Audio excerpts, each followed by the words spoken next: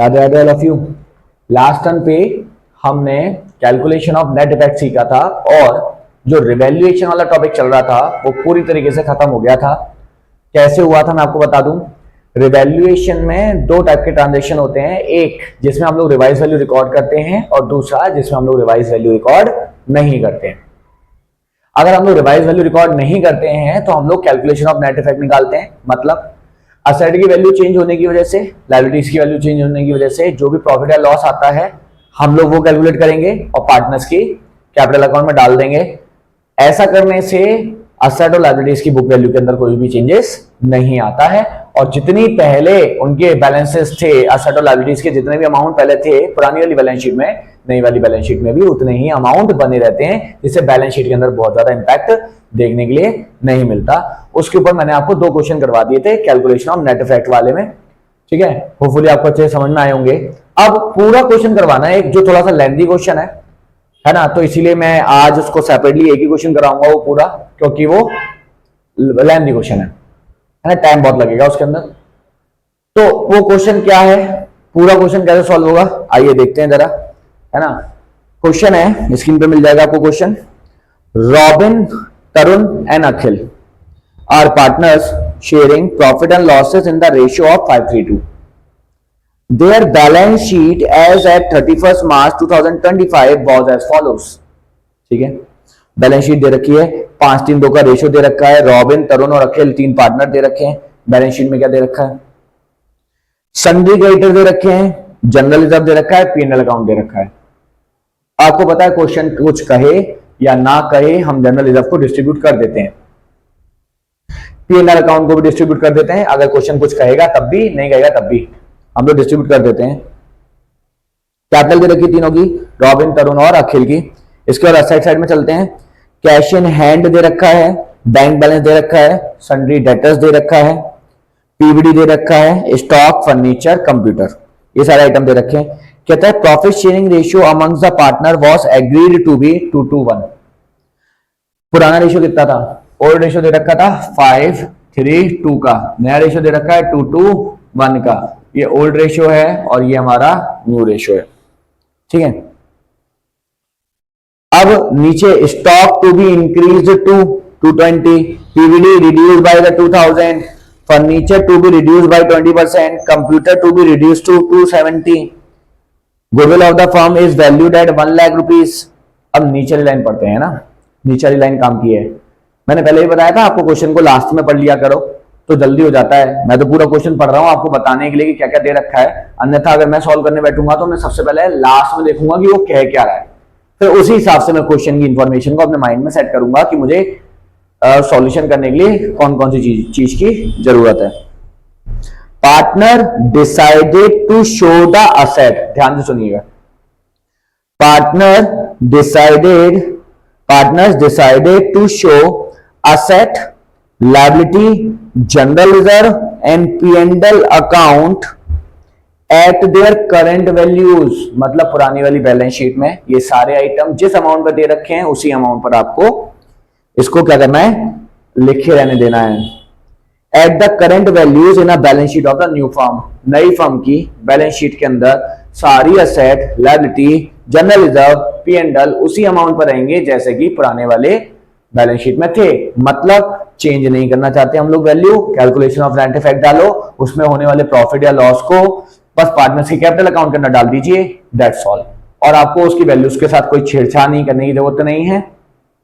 Pass an adjustment entry giving effect to the above arrangement and prepare the balance sheet after adjustment. कहता है एक adjustment entry pass करो calculation of net effect की, calculation of net effect की एक entry पास कीजिए और balance sheet बनाकर दिखाइए नए वाले फर्म की। ये क्वेश्चन है आपका, ठीक है। अब किस किस चीज का कैलकुलेशन ऑफ नेट इफेक्ट निकालेंगे, देखिए रिजर्व वाला पॉइंट एक, उसका नेट इफेक्ट निकलेगा पहली चीज रिजर्व वाले पॉइंट का। दूसरा नंबर पर रिवैल्यूएशन वाले पॉइंट का नेट इफेक्ट निकलेगा। दोनों ही केस में जब भी नेट इफेक्ट निकालते हैं तो गेनिंग टू सैक्रिफाइसिंग करते हैं, gainings partners capital account debit to sacrificing partners capital account, दोनों ही केस में। गुडविल का ट्रीटमेंट होगा, गुडविल के केस में भी तो वही करते हैं, gainings partners capital account debit to sacrificing partners capital account. तो तीनों का अलग अलग करने की जगह मैं तीनों का अलग अलग अमाउंट निकाल लेता हूं, तीनों को जोड़ दूंगा, फिर एक ही एंट्री पास करूंगा, काम खत्म हो जाएगा।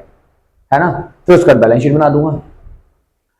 मैंने क्या बोला कि रिजर्व्स वाले पॉइंट में भी हम लोग कैलकुलेशन ऑफ नेट इफेक्ट निकालते हैं, उसमें भी गेनिंग टू सैक्रिफाइसिंग करते हैं। इसके अलावा रिवैल्यूएशन वाले केस में भी हम लोग गेनिंग टू सैक्रिफाइसिंग करते हैं, उसमें भी नेट इफेक्ट निकालते हैं। इवन गुडविल वाली एंट्री में भी गेनिंग टू सैक्रिफाइसिंग ही करते हैं। जब तीनों ही केस में गेनिंग टू सैक्रिफाइसिंग करते हैं तो तीनों की कैलकुलेशन अलग अलग कर लेता हूं, बाद में मर्ज कर दूंगा तीनों को, फिर टोटल अमाउंट आ जाएगा, उससे गेनिंग टू सैक्रिफाइसिंग करूंगा, मेरी एडजस्टमेंट एंट्री निकल जाएगी। देखिए जरा कैसे क्वेश्चन सॉल्व करेंगे। क्वेश्चन कैसे सॉल्व होगा देखिएगा जरा। पहले रिजर्व्स के केस में हम लोग कैलकुलेशन ऑफ नेट इफेक्ट निकालते हैं, ठीक है। रिजर्व्स के केस में कैलकुलेशन ऑफ नेट इफेक्ट निकाल रहे हैं, और रिजर्व्स केवल हमारे पास दो ही दे रखे हैं, एक जनरल रिजर्व दे रखा है और एक पीएनएल अकाउंट दे रखा है ना। देखिएगा जरा, जनरल रिजर्व और पीएनएल अकाउंट केवल दो ही आइटम दे रखे हैं। तो मैं पहले रिजर्व्स के लिए निकाल रहा हूं, रिजर्व्स के लिए निकाल रहा हूं क्या, calculation of net effect, calculation of net effect पहले रिजर्व्स के लिए निकाल रहा हूं। तो रिजर्व्स मेरे पास दो ही टाइप के हैं, एक जनरल रिजर्व दे रखा है, जनरल रिजर्व दे रखा है मेरे को 80,000 रुपीज का, और इसके बाद दे रखा है पीएनएल 30,000 रुपीज का। प्रॉफिट एंड लॉस अकाउंट दे रखा है 30,000 का, लायबिलिटी साइड में दे रखा है, मतलब प्रॉफिट का पार्ट है ना। तो हम लोग उसको प्लस में ही शो करेंगे। टोटल आ गया 1,10,000 रुपीज, ये आ गया नेट इफेक्ट, ठीक है, नेट इफेक्ट। ये आ गया पॉइंट नंबर 1, ये क्या आ गया हमारा पॉइंट नंबर 1। अब निकाल रहा हूं रिवैल्यूएशन से रिलेटेड, रिवैल्यूएशन से रिलेटेड निकाल रहा हूं calculation of net effect, revaluation से रिलेटेड निकाल रहा हूं, है ना। देखिएगा जरा कैसे करेंगे, ठीक है। अब देखिएगा जरा इसके अंदर रिवैल्यूएशन वाले कैलकुलेशन ऑफ नेट इफेक्ट में हम लोग क्या क्या करेंगे वो देखना जरा। Stock to be increase to 220, कहता है स्टॉक की वैल्यू को तब तक बढ़ाइए। देखिए 2 लिखा है, मैंने आपको लास्ट टाइम पे भी बताया था, बाई और 2 में वेरिएशन है, बाई और 2। बाई का मतलब डायरेक्ट अमाउंट यूज करेंगे, 2 का मतलब माइनस करके देखना है ना। बैलेंस शीट में स्टॉक दे रखा है हमें 2 लाख रुपए का, 2 लाख का, और कहता है stock to be increase to 220, 2 lakh का स्टॉक 2,20,000 तक बढ़ाओ। जब तक 2,20,000 तक नहीं पहुंच जाता तब तक बढ़ाते रहो। तो 20,000 से बढ़ाएंगे, स्टॉक की वैल्यू इंक्रीज हो रही है, प्लस में जाएगी, स्टॉक इंक्रीज 20,000 रुपीज मैंने प्लस में दिखा दिए। इसके बाद provision for doubtful debts to be reduced by 2,000, कहता है पीबीडी को 2,000 से कम कीजिए। मजा आ गया। पीबीडी होता क्या है, एक्सपेक्टेड लॉस, कि फ्यूचर में मुझे पैसा कम मिलेगा, अब वो कम हो रहा है तो मेरे को फायदा है। 2,000 रुपए का लॉस फ्यूचर में कम होगा मुझे, तो मेरे को फायदा है। फायदे कहां आते हैं, डेबिट साइड में, फायदे कहां आते हैं, प्लस में। तो पीबीडी क्या हो रही है, लायबिलिटी मानी जाती है, पीबीडी डिक्रीज हो रही है, लायबिलिटी मानी जाती है ये, तो इसलिए मैं 2,000 रुपए इसको प्लस में शो कर रहा हूं, ठीक है। इसका कह रहा है furniture to be reduce by 20%, furniture की वैल्यू को 20% से कम कीजिए। 50,000 का फर्नीचर दे रखा है, फर्नीचर दे रखा है 50,000 का, तो मैंने यहां पर लेस में शो कर दिया, फर्नीचर डिक्रीज्ड, फर्नीचर डिक्रीज हो गया। 50,000 का फर्नीचर था, 50,000 रुपीज का फर्नीचर था, और 20% से कम हो रहा है, तो 50,000 का 20% होता है 10,000 रुपए, 10,000 रुपए से कम हो जाएगा, माइनस में शो कर दिया मैंने। Computer to be reduced to 270, computer की वैल्यू तब तक कम कीजिए जब तक 2,70,000 तक नहीं पहुंच जाती। 3 लाख की कंप्यूटर थी, 3 लाख की कंप्यूटर थी, 270 तक कम करना है तो 30,000 ही तो कम करेंगे। तो कंप्यूटर मेरी असेट कम हो रही है, कंप्यूटर मेरी असेट है कम हो रही है, तो कंप्यूटर डिक्रीज कितना, 3 लाख की थी 270, तो 30,000 रुपीज से कम हो जाएगी, 30,000 रुपीज। इसके बाद गुडविल का पॉइंट दे रखा है, उसको हम अलग से शो कर देंगे, ठीक है। अब इसका निकालते हैं कैलकुलेशन ऑफ नेट इफेक्ट। यहां आ रहा है 22,000 रुपीज प्लस में है, अब 22,000 रुपए प्लस में है और 40,000 रुपए माइनस में है, तो 18,000 रुपए किस में आ जाएगा, माइनस में। 18,000 रुपए माइनस में आ जाएगा, ये आ जाएगा नेट इफेक्ट, ठीक है। ये पॉइंट नंबर 1 था, ये आ गया मेरा पॉइंट नंबर 2, पॉइंट नंबर 2, पहला नेट इफेक्ट, दूसरा नेट इफेक्ट और तीसरी गुडविल। तो तीसरे वाले पॉइंट में हम लोग लिख देंगे यहां पर गुडविल। गुडविल की वैल्यू कितनी है, कहता है goodwill of the firm was valued at 1 lakh, 1 lakh रुपए गुडविल है। तो टोटल अमाउंट देख लेते हैं, टोटल नेट इफेक्ट कितना आ रहा है, total net effect. Total net effect कैसे निकालेंगे, 1, 2 और 3 तीनों को जोड़ देंगे, 1 प्लस सेकेंड प्लस थर्ड, तीनों को जोड़ देंगे हम लोग। 1 की वैल्यू कितनी है, 1,10,000 की, 2 की वैल्यू कितनी है, -18, और 3 की वैल्यू कितनी है, 1 लाख रुपीज। ठीक है, तो 1 लाख में से 18,000 जाएगा तो कितना बचेगा, 82,000 तो यहां आ गया, 82,000 तो यहां आ गया, और 1,10,000 यहां है, इसका मतलब 1,92,000 रुपीज आ जाएगा। 1,92,000 रुपीज का क्या आ गया, टोटल नेट इफेक्ट आ गया। अब क्या करेंगे, गेनिंग टू सैक्रिफाइसिंग निकालेंगे, गेनिंग टू सैक्रिफाइसिंग, देखिएगा जरा कैसे निकलेगा। सबसे पहले सैक्रिफाइसिंग रेशियो निकाल लेता हूं, old ratio minus new ratio, old ratio minus new ratio. तीनों पार्टनर्स दे रखे हैं, रॉबिन, तरुण और अखिल। सबसे पहले निकालेंगे रॉबिन का, फिर तरुण का, फिर अखिल का, रॉबिन, तरुण और अखिल। ठीक है, ओल्ड रेशियो कितना था, ओल्ड रेशियो दे रखा है 5:3:2 का, 5/10, 3/10 और 2/10, माइनस माइनस माइनस। नया रेशियो दे रखा है 2:1 का, 2:1 का, 2/5, 2/5 और 1/5, 2/5, 2/5 और 1/5। अब इसकी कैलकुलेशन करेंगे, देखते हैं कितना आता है। 10 एलसीएम 5 माइनस 4, 1/10 प्लस में आ रहा है, सैक्रिफाइस कर रहा है। 10 एलसीएम 3 माइनस 4 माइनस का 1/10 गेन कर रहा है, और यहां पर 10 एलसीएम 2 माइनस 2 0/10 निल। अब ओवरऑल नेट इफेक्ट तो मेरा प्लस में आ रहा है, ओवरऑल नेट इफेक्ट जो है मेरा वो तो प्लस में आ रहा है, तो प्लस पॉजिटिव वाला फॉर्मूला लगा देंगे हम लोग, gaining partners capital account debit to sacrificing partners capital account. तो एंट्री हो जाएगी Tarun's capital account debit to Robin's capital account, और अमाउंट कितना आएगा, नेट इफेक्ट कितना आया था 1,92,000, उसका मल्टीप्लाई कर देंगे 1/10 से, तो 19,200 आ जाएगा। ये आगे आपकी एडजस्टमेंट एंट्री, जो क्वेश्चन ने बोला था कि मुझे एक एडजस्टमेंट एंट्री बता दीजिए, ये रही। नेक्स्ट बैलेंस शीट बनानी है, बैलेंस शीट देखते हैं। अब बैलेंस शीट में मुझे कुछ नहीं करना है, बैलेंस शीट बहुत आसान है। करना क्या है, सारे आइटम एज इट इज लिखेंगे, बस ये जो एंट्री पास करी है जिसके अंदर पार्टनर्स के कैपिटल अकाउंट लिखे हैं, बस उसी को एडजस्ट कर लेंगे। पुरानी कैपिटल कितनी थी, एंट्री करने के बाद नई कैपिटल कितनी आएगी, एग्जांपल के तौर पे तरुण की कैपिटल डेबिट में गई है, तो तरुण की पुरानी वाली कैपिटल में से 19,200 माइनस कर दूंगा, क्योंकि कैपिटल जब भी डेबिट में जाती है तो कैपिटल कम हो जाती है। कैपिटल रॉबिन की क्रेडिट में गई है, तो पुरानी वाली कैपिटल में ये वाली कैपिटल उसकी जोड़ दूंगा, क्योंकि कैपिटल जब भी क्रेडिट में जाती है तो इंक्रीज हो रही होती है, तो हम लोग प्लस कर देंगे। बाकी कोई भी चेंज नहीं करूंगा, बाकी सबको एज इट इज लिखूंगा।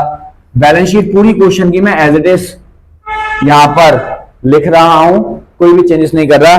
देखिए सबसे पहले दे रखा है कैश इन हैंड 25,000 रुपीज का, जैसे दे रखी है वैसे लिख रहा हूं, कैश इन हैंड 25,000 रुपीज। इसके बाद दे रखा है bank balance 2,25,000, bank balance 2,25,000 rupees, 2,25,000 rupees. Sundry debtor 1,10,000 के, एस डेटर्स 1,10,000 रुपीज के, इसमें से माइनस करेंगे पीबीडी, पीबीडी के बारे में दे रखा है 10,000 रुपीज, 10,000 रुपीज की पीबीडी दे रखी है, तो 1 लाख रुपए बाहर आ जाएगा। इसके बाद दे रखा है स्टॉक 2 लाख रुपए का, स्टॉक 2 लाख रुपए का। इसके बाद फर्नीचर दे रखा है 50,000 रुपीज का, फर्नीचर 50,000 रुपीज। मैं कुछ नहीं कर रहा, जो क्वेश्चन में बैलेंस शीट दे रखी है एज इट इज उतार रहा हूं, क्योंकि उसने साफ कहा था बुक वैल्यू तो चेंज करनी नहीं है। जब बुक वैल्यू चेंज नहीं करनी है तो जिस वैल्यू पर आपने पहले बैलेंस शीट में शो किया था वही वैल्यू हम लोग यहां पर शो करने वाले हैं। ठीक है, फर्नीचर हो गया। इसके बाद कंप्यूटर 3 लाख रुपए का था, कंप्यूटर 3,00,000 रुपीज। ठीक है, तो मैंने सारे item same as it is डाल दिए हुए हैं, कुछ भी चेंजेस नहीं किया। तो जो इसकी बैलेंस शीट का टोटल आ रहा होगा वही मैं यहाँ पर लिखूंगा, 9,00,000 रुपए, क्योंकि आइटम जब चेंज नहीं हुए तो अमाउंट कहां से चेंज हो जाएगा। ठीक है, इसके बाद लायबिलिटी साइड में चलते हैं। सबसे पहले दे रखा है सन्ड्री क्रेडिटर्स। सन्ड्री क्रेडिटर्स दे रखे हैं 1,90,000 रुपीज के। इसके बाद जनरल रिजर्व को मैंने बांटा तो था नहीं, एंट्री पास करूंगा तो बटेगा, जब एंट्री पास नहीं करी तो कैसे बटेगा। जनरल रिजर्व दे रखा है 80,000 रुपीज का। P&L अकाउंट दे रखा है हमें 30,000 रुपीज का। नेक्स्ट कैपिटल दे रखी है, बस यहां पर कैपिटल में चेंजेस करेंगे, और क्या चेंजेस करेंगे मैं आपको बताता हूं। पहले तीनों की कैपिटल लिख लेता हूं,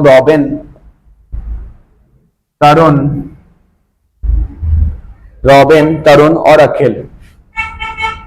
अब चेंजेस क्या होगा देखिएगा जरा। इसकी रॉबिन की पुरानी कैपिटल दे रखी है 3,00,000 रुपीज की। रॉबिन की पुरानी कैपिटल दे रखी है 3,00,000 रुपए की, और रॉबिन को मैं क्रेडिट में डाल रहा हूं 19,200 से।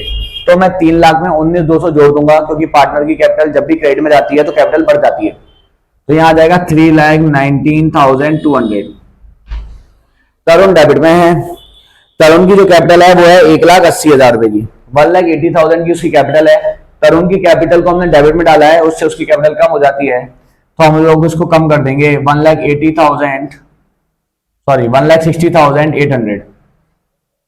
180 में से 1,80,000 में से 19,200 हम लोग माइनस करेंगे तो 1,60,800 रुपए बचेगा। और तीसरे वाले पार्टनर की कैपिटल थी 1,20,000 की। इसके अंदर तो कोई चेंजेस हमने किए ही नहीं है, हमने कोई एंट्री में अखिल को लिखा ही नहीं है, अखिल का हिस्सा भी नीली आ रहा था, तो उसको हम लोग एज इट इज जितनी उसकी कैपिटल दे रखी है 120 की वही लिखेंगे। टोटल अमाउंट दे रखा है इसका 6,00,000 रुपीज का, तो यहाँ पर 6,00,000 आ जाएगा और यहाँ पर 9,00,000 रुपीज आ जाएगा। बस हमने कुछ चेंज नहीं किया, sundry creditor as it is थे, जर्नलिज्म मेरा एज इट इज मैंने लिखा है, P&L मैंने एज इट इज लिखा है, बस कैपिटल के अंदर चेंजेस किया है क्योंकि मैंने वही एक एंट्री पास करी है। कैश इन हैंड सेम है, bank balance, sundry debtor, PVD, stock, furniture and computer, कोई भी चेंजेस नहीं करना है। ये आपका एक पूरा क्वेश्चन था, है ना, जिसके अंदर पूरा बैलेंस शीट दे रखा था, एडजस्टमेंट दे रखी थी, जनरल रिजर्व का ट्रीटमेंट कैसे करना था नेट इफेक्ट के केस में, रिवैल्यूएशन का ट्रीटमेंट कैसे करना था नेट इफेक्ट के केस में, और गुडविल, तीनों को मिला करके गेनिंग सैक्रिफाइसिंग कर करके नेट इफेक्ट कैसे निकालना था ये मैंने आपको बता दिया और बैलेंस शीट बना दी। एक चीज मैं आपको और बताता हूं, मैंने अभी थोड़ी देर पहले आपको गेनिंग सैक्रिफाइसिंग निकालने की एक ट्रिक बताई थी, और मैंने आपको एक बात बताई थी कि जैसे मान लीजिए 5:3:2 का ओल्ड रेशियो है और नया रेशियो हो गया 2:3:5 का, तो मैंने अभी आपको एक बात बताई थी लास्ट टर्म पे कि 5:3:2 जो ओल्ड फिगर्स हैं वही न्यू फिगर्स हैं, बस शफलिंग हो गई है, 5 पीछे चला गया, 3 वहीं पर है, 2 पीछे का आगे आ गया। तो मैंने क्या बताया था, डायरेक्टली माइनस कर दूं, मैं ट्रिक बताई थी आपको, क्योंकि बेस भी तीनों का बराबर आ रहा है, 5:3:2 10, 2:3:5 10, तो डायरेक्टली माइनस करने का तरीका बताया था। इस वाले क्वेश्चन में भी हम लोग डायरेक्टली कर सकते हैं, इस वाले क्वेश्चन में भी हम लोग डायरेक्टली कर सकते हैं। वो ट्रिक सुनिएगा कैसे कर सकते हैं, मैं आपको इतनी सी जगह में बताता हूं, ध्यान से देखिएगा। ओल्ड रेशियो कितना है हमारे पास, ओल्ड रेशियो दे रखा है 5:3:2 का, न्यू रेशियो कितना दे रखा है हमें 2:1 का। अब हमने इतनी बड़ी कैलकुलेशन करी, जरूरी थोड़ी ना इतनी बड़ी कैलकुलेशन करनी है, ट्रिक है उसकी भी। अब उसकी ट्रिक देखिएगा जरा, 5:3:2 बेस कितने का हो गया 10 का, 2:1 बेस कितने का होगा 5 का।